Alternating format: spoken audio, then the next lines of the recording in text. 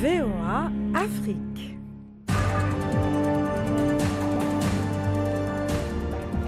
Deux semaines après le début de la Coupe du Monde en Russie, aucune nation africaine ne s'est qualifiée pour les huitièmes de finale. L'Égypte, le Maroc, la Tunisie, le Nigeria et le Sénégal, tous éliminés. Et pourtant, l'Afrique a du talent pour développer son football, mais jamais une sélection africaine n'a pu décrocher le titre de champion du monde. Que s'est-il passé avec toutes ces équipes africaines? L'Afrique parviendra-t-elle un jour à placer une sélection en finale? Le football africain est-il victime de la mondialisation? Autant de questions que nous aborderons dans ce Washington Forum.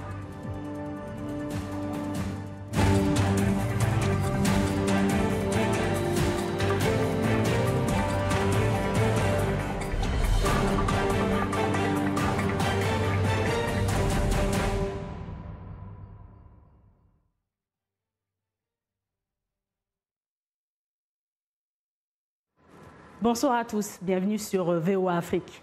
Depuis la sortie du quatrième représentant du continent, le Nigeria, les Lions de la Teranga représentaient le dernier espoir africain pour rejoindre les huitièmes de finale.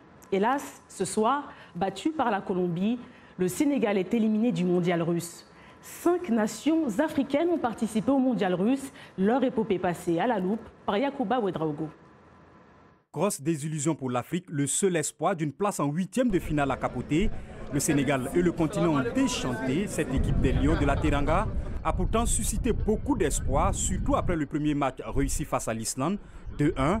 Puis est venu le match de tous les regrets, celui contre le Japon, pourtant prenable. Les Lions de la Teranga ont mené à 2 reprises, mais se sont fait rattraper par 2 fois au score, refusant par moment de produire le jeu. Surtout lorsqu'ils marquaient, le Sénégal s'est contenté d'un seul point alors qu'il avait visiblement la possibilité d'en prendre 3 et de se qualifier pour les huitièmes sans attendre la redoutable rencontre face à la Colombie. Même sort cruel pour le Nigeria qui n'a pas pu réaliser l'exploit contre l'Argentine. Dans le dernier match du groupe D, les Super Eagles ont cru jusqu'au bout, eux qui étaient à égalité avec l'Albi Céleste 1-1, suffisant pour les huitièmes, sauf qu'ils ne vont pas tenir jusqu'à la fin. Rêve brisé par Marcos Roro qui a crucifié le Nigeria et l'Afrique en fin de match. Pas de huitième de finale pour les Super Eagles qui ont quitté la compétition avec un maigre bilan de 2 défaites et une victoire face à l'Islande, une victoire qui a redonné de l'espoir à Messi et sa bande, leur bourreau du mardi. Si le Nigeria a entretenu le suspense jusqu'au 3e et dernier match avant de plier les Chines, l'Égypte de Mohamed Salah, elle, a quitté le mondial 2018 sur une nouvelle désillusion, une 3e défaite face à l'Arabie Saoudite 1-2. Seule satisfaction pour les pharaons, si satisfaction il y a. Le gardien Essam El Hadari, devenu à 45 ans le joueur le plus âgé, a disputé un mondial. Sans Mohamed Salah, son Messi convalescent en début de compétition.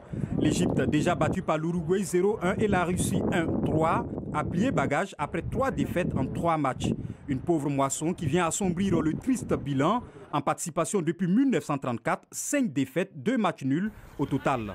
La conséquence de l'après-mondial a été immédiate. Le sélectionneur Hector Cooper a été limogé. La première victoire, elle, attendra au moins 4 ans de plus.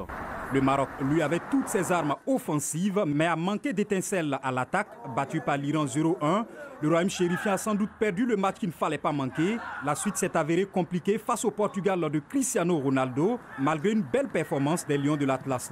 Un beau jeu qu'ils ont reproduit devant l'Espagne, accroché 2-2.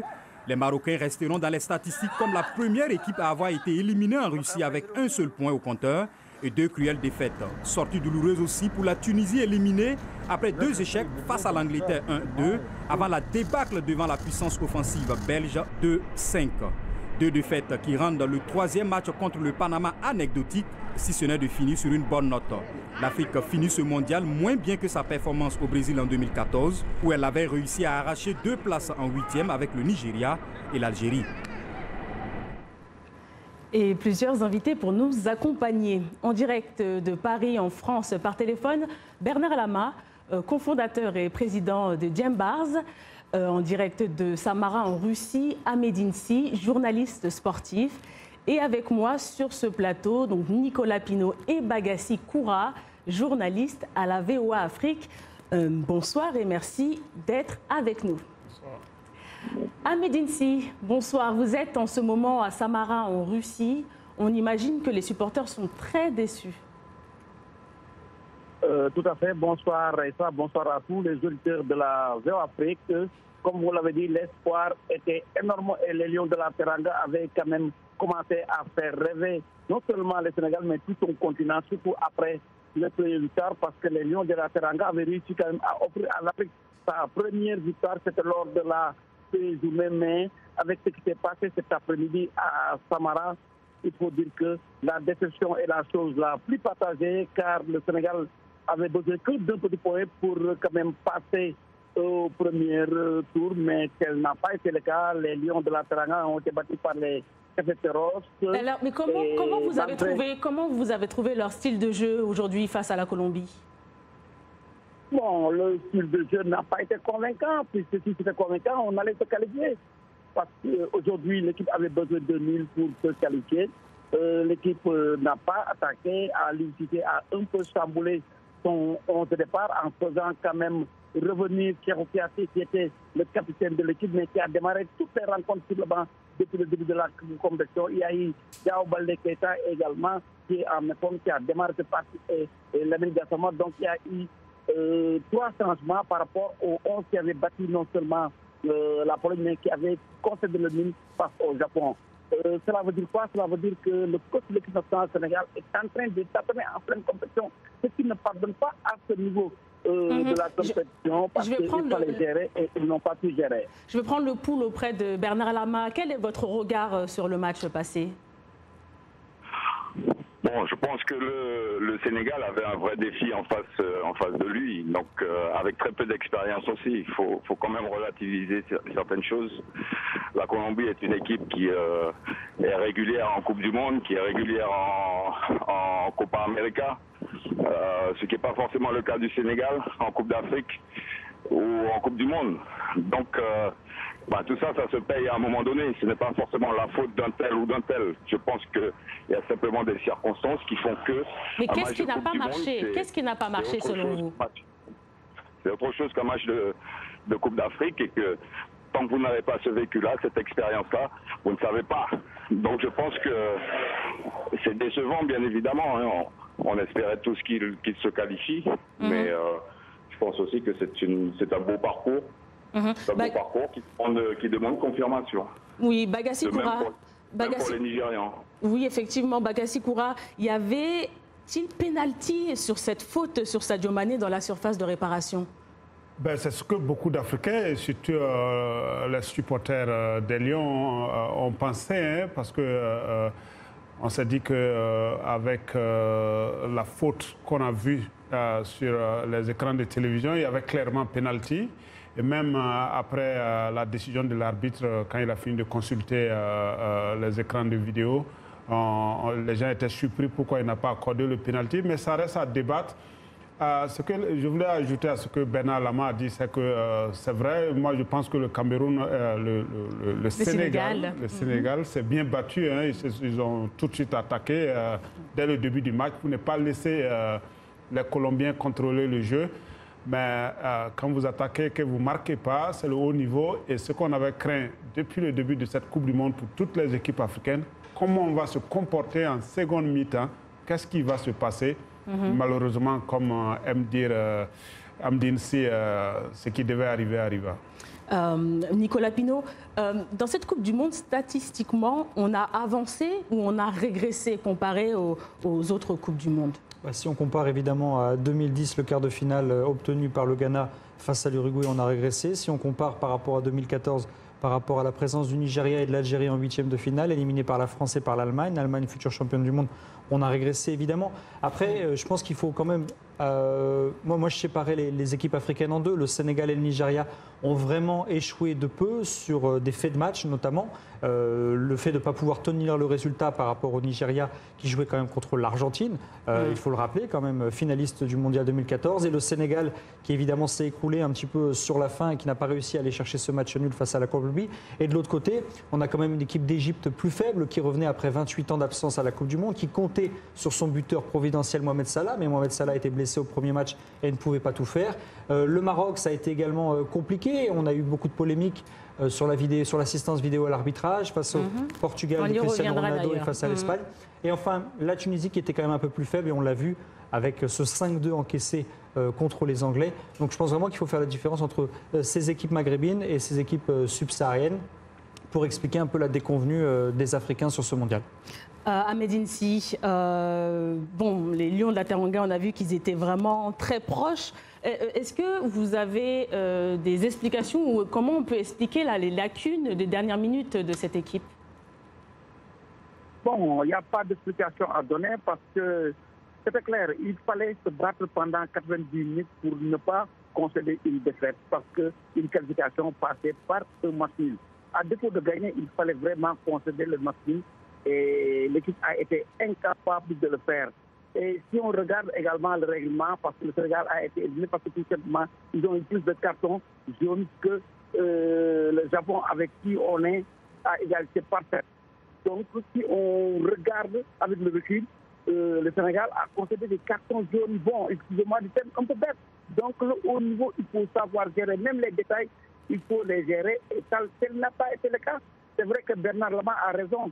Le Sénégal n'est pas expérimenté. C'est sa deuxième participation à une phase finale de la Coupe du Monde, c'est vrai, parce que la première en 2002 s'est soldée par un parcours remarquable. C'est pourquoi les gens pensaient que le Sénégal avait l'habitude d'avoir de bons résultats en Coupe du Monde. Tel n'est pas le cas. Donc c'est l'apprentissage et elle est très difficile. Il faut continuer, tirer les leçons de cet échec pour repartir du bon pied, Nathalie.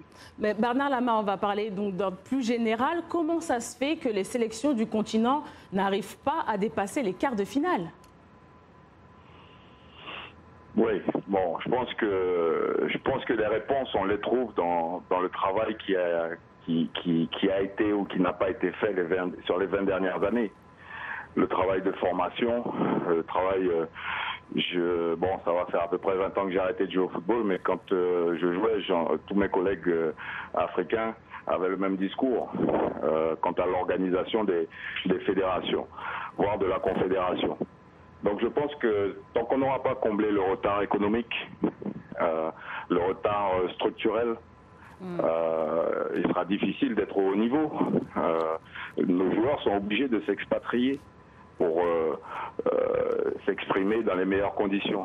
Donc il est très rare de voir sur le continent un club professionnel africain où les joueurs soient payés régulièrement et soient mis dans de bonnes conditions. Ou alors c'est le fait de quelqu'un qui est riche et qui se fait plaisir. Donc voilà où, de mon point de vue, où est l'explication. On le voit bien, les joueurs ont de la qualité. On voit une nouvelle génération de Nigérians, on voit une nouvelle génération de Sénégalais. Les Marocains ont fait de très bons matchs, sont pénalisés, comment dirais-je, ils sont pénalisés, il faut dire les choses telles qu'elles sont, par cet arbitrage aussi. Mais justement, je vais rebondir sur votre commentaire avec les réactions de nos téléspectateurs. Ils ont réagi en ligne sur Facebook. Donc, on a le commentaire d'Argouna Traoré du Mali qui dit « Jusqu'ici, les équipes africaines ont toutes été victimes du mauvais arbitrage, comme les instances du foot ne veulent pas voir les équipes africaines atteindre la demi- et la finale de Coupe du Monde. » On a un commentaire de Mike Kitenge-Smith de la RDC qui dit « C'est clair, car les vidéos montrent et affirment ce que les arbitres n'affirment pas. Je donne raison à l'appellation de la FIFA qui circule.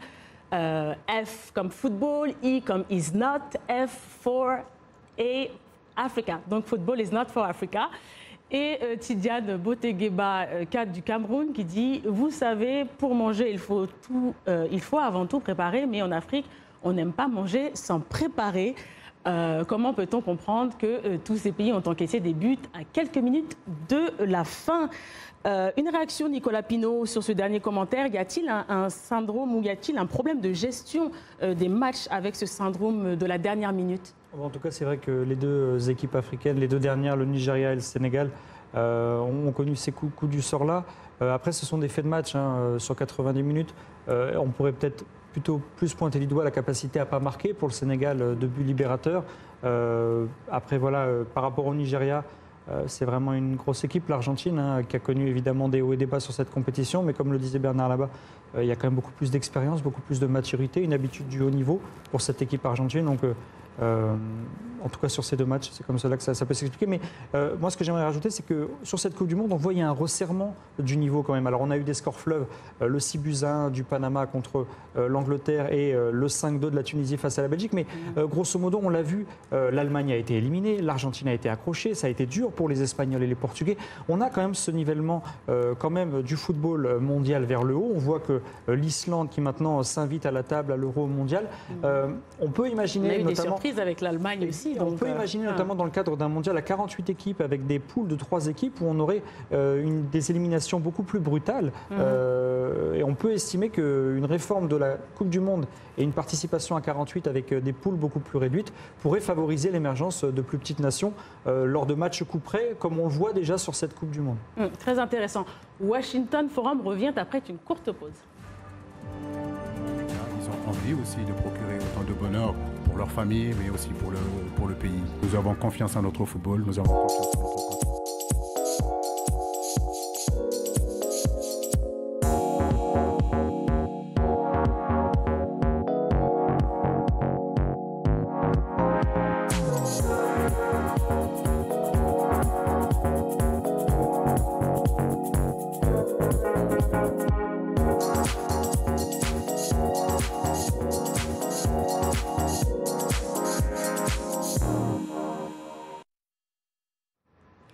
Merci de nous retrouver pour la seconde partie de Washington Forum. Nous retrouvons nos invités en direct de Paris, en France, au téléphone.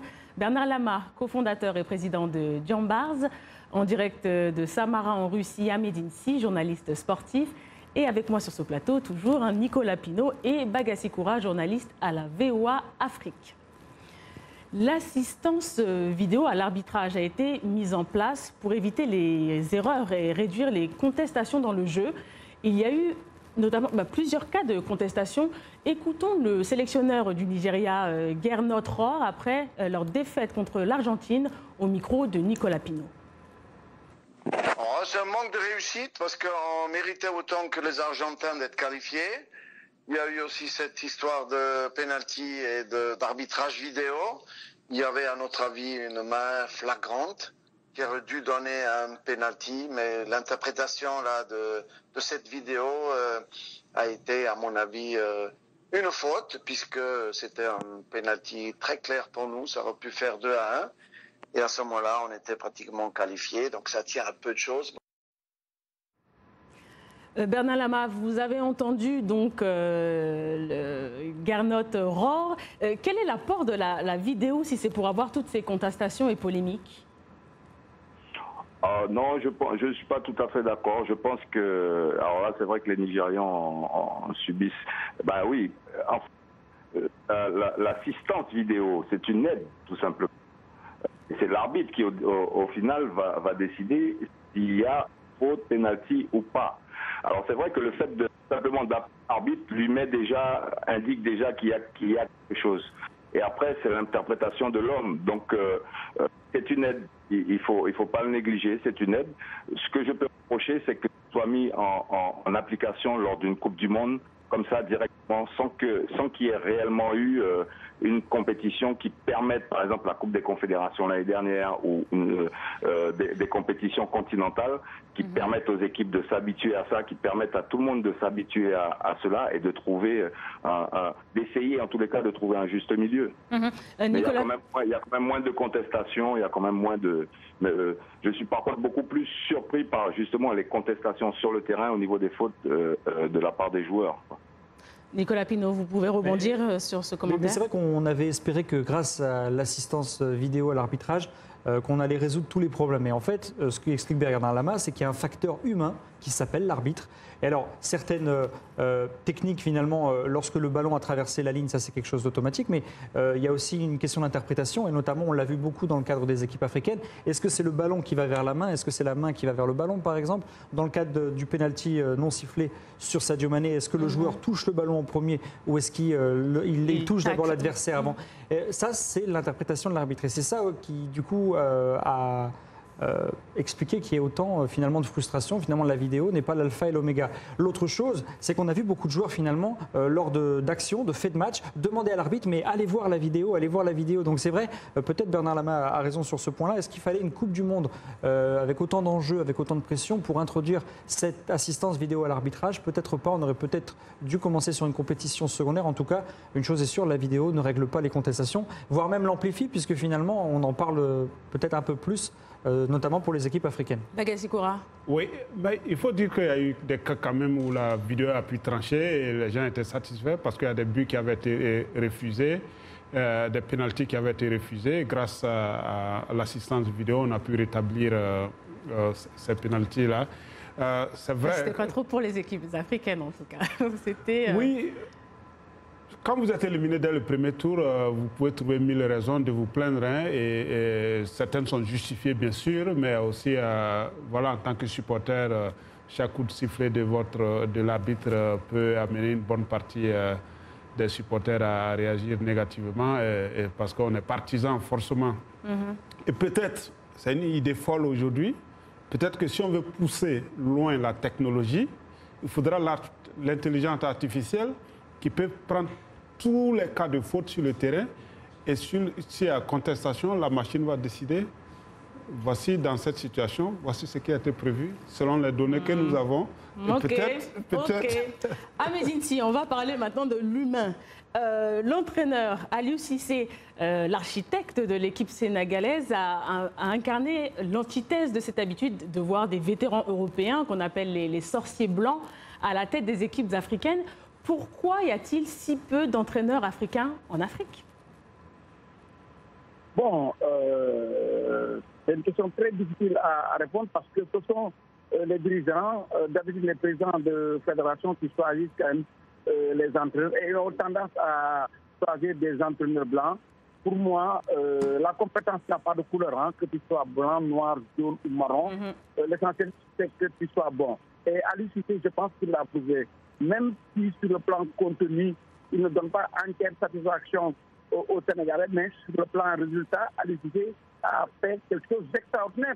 Imaginez, depuis qu'il est à la tête de cette équipe, il y a 3 ans de cela, l'équipe vient de concéder sa première défaite officielle sur la pelouse. Donc on a perdu que contre le Cameroun en quart de finale de la Coupe d'Afrique des Nations, et c'était sur la série de tirs au but. Sinon, l'autre défaite, c'était contre l'Afrique du Sud en éliminatoire de la Coupe du Monde à Polo Kouané, et ce match a été rejoué. Donc, sur ce plan-là, on n'a rien à dire à Aliou Cissé et il n'a rien à dire aux autres coachs. Je pense que les Africains comme Aliou Cissé, comme Bernard Lama, qui est un ancien footballeur. Oui, d'ailleurs, Bernard Lama, on l'a avec nous, donc je lui posais la question. Bernard Lama, qu'en pensez-vous? Parce qu'il n'y a pas beaucoup d'entraîneurs aussi africains dans le monde, et notamment même en Europe. Je reviens à ce que je vous disais tout à l'heure, à la précédente question. Qu'est-ce qui a été fait sur les 20 dernières années et comment les choses étaient gérées? Combien d'entraîneurs a-t-on formé? Combien d'entraîneurs de haut niveau a-t-on formé? Et combien d'entraîneurs a-t-on envoyé en stage dans les grands clubs, dans les grandes fédérations pour qu'ils se forment et qu'on leur donne ensuite les moyens d'appliquer une politique? Je pense que voilà, c'est ce qui a manqué. C'est pour ça qu'il y a toujours le fantasme effectivement du sorcier blanc qui arriverait en secours. Mais en fait, de sorciers, on en a chez nous aussi. Seulement ils n'ont pas l'expérience du haut niveau, et on ne leur donne pas le temps, ou on ne les laisse pas. Donc voilà, il faut changer ces mentalités-là. Il faut renforcer les footballs locaux, les fédérations locales. Il y a un meilleur travail qui doit être fait. Envoyer nos meilleurs entraîneurs se former, et puis leur faire confiance, et surtout leur donner des moyens. Aux côtés de Patrick Vieira, aux côtés de Patrick... reste le football, hein. Vous pourrez avoir le meilleur entraînement, le meilleur entraîneur, le meilleur joueur. Vous n'êtes pas obligé de gagner. Regardez l'Argentine. Messi, il n'a pas encore gagné réellement une grande compétition, enfin en tous les cas le mondial, il en est à son 3e. Et ce n'est pas facile, parce qu'en face, il y a des gens qui travaillent, qui ont travaillé depuis des années et des années pour préparer tout cela. Et Bernard Lama, sur l'arbitrage vidéo, sur toutes ces choses-là, je pense qu'il faudra un peu de temps pour que les choses se régulent. Mais je pense que le meilleur moyen d'éviter ces choses-là, c'est de faire ce qu'il faut sur le terrain pour que une victoire ne soit pas contestée. Oui, donc Bernard Lama, vous m'entendez? Elle marque trop peu de buts pour pouvoir prétendre aller au plus haut niveau, quoi. Bernard Lama, aux côtés de Patrick Vieira et Jimmy Adjovi-Boko, vous avez lancé le projet Diembars. Il s'agit d'une école de football au Sénégal. Donc on voit bien que pour vous, ce qui manque et l'élément essentiel, c'est la formation pour l'avenir du football africain. Oui, parce que quand on a mis Diembars en place, vous voyez, il y avait Idrissa Gana Gueye sur le terrain aujourd'hui, il y avait Karambodge aussi qui était là, Papa Lioune également. Donc on en avait 3 qui ont été formés sur les 15 dernières années à Diembars. Entre-temps, on a créé une dynamique qui a permis à d'autres académies de se mettre en place. Donc le Sénégal a fait un grand bond en avant en mettant certaines choses en place. Il faut aller plus loin, et pas que le Sénégal. Il faut qu'à la base, le problème en Afrique, il est à la base. Les talents, ils sont à la base. Donc il faut arrêter de laisser les talents partir et il faut arrêter le pillage, quoi. Il faut arrêter de laisser les talents partir. Nicolas Pinault, justement, les talents africains, ils sont recrutés très jeunes par les équipes occidentales. Est-ce que le foot africain est à la traîne dû justement à cette mondialisation? En tout cas, il faut créer des académies de football, il faut que les jeunes puissent s'épanouir dans les championnats locaux quand ils ont 15, 16, 17, 18 ans. Ce qu'a fait Bernard Lama avec les Diembars, les guerriers en Wolof, c'est magnifique parce que du coup, ils ont pu accéder au championnat sénégalais, le remporter. Ils ont même eu une présence lors des coupes africaines. Ça, c'est un modèle qu'il faut. On avait bien évidemment la SEC Mimosa à Abidjan. Et ça, il faut que ce soit des modèles qui puissent se reproduire dans différents pays, que les jeunes footballeurs aient aussi un espoir économique. Bernard Lama le soulignait, beaucoup de championnats africains, même au niveau professionnel, il y a des difficultés économiques pour payer les joueurs. Et ça, quand vous êtes un jeune joueur africain, vous n'avez pas forcément envie d'avoir cette réalité-là et vous préférez peut-être être formé dans les meilleures conditions dans les championnats européens pour pouvoir être payé régulièrement et pour pouvoir vous épanouir. Bagassi Koura, un dernier mot.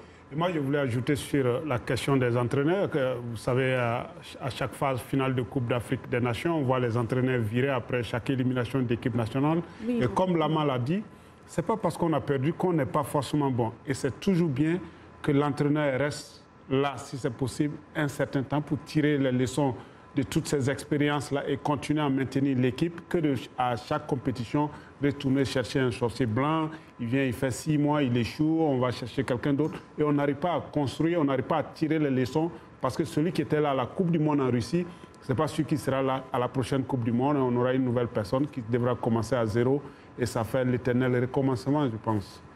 Ahmedine Sy, le mot de la fin? Votre mot de la fin, je sais que vous êtes très triste de votre côté, mais très rapidement. Le mot de la fin, je pense que les Africains doivent quand même tirer une leçon de cette contre-performance parce que l'Afrique a été difficile dans cette compétition. Tirer une leçon pour devenir très fort. Bernard Lama, votre mot de la fin? Continuer à travailler, avoir de l'espoir. Les talents sont là, les pépites sont là. Il faut les valoriser localement. Donc plutôt que des projets, je dirais, privés, il faudrait qu'il y ait de véritables politiques sportives qui se mettent en place sur le continent. Et ce n'est pas une question de moyens, parce qu'il y a des moyens sur le continent africain. Donc c'est où est-ce qu'on veut les mettre, pourquoi on veut les mettre. Et quand je parle de politique sportive, je parle d'éducation, je parle d'économie et de tout ce que ça englobe. Il faut qu'aujourd'hui l'Afrique puisse bénéficier de cette économie mondiale qu'est le football. Nicolas et Bagassi. Non, on peut se féliciter qu'on n'ait pas eu de problème de primes cette année. Oui, notamment les équipes africaines avaient eu une avance de 2 millions de dollars chacune de la FIFA. Ça, c'est plutôt quelque chose de positif et montre que le football africain va dans le bon sens. Moi, je pense qu'il faudra mettre l'accent sur le détail parce que le Sénégal est sorti sur la base de carton jaune et peut-être qu'il faudra que on puisse mettre l'accent sur le détail, comment gérer le temps de jeu, parce que souvent on a pu marquer, on n'a pas pu gérer. Maintenant, on va arrêter, ainsi s'achève ce Washington Forum. Déjà, merci à tous nos invités et à mes collègues. Merci à vous de nous avoir suivis. Excellente suite de programme.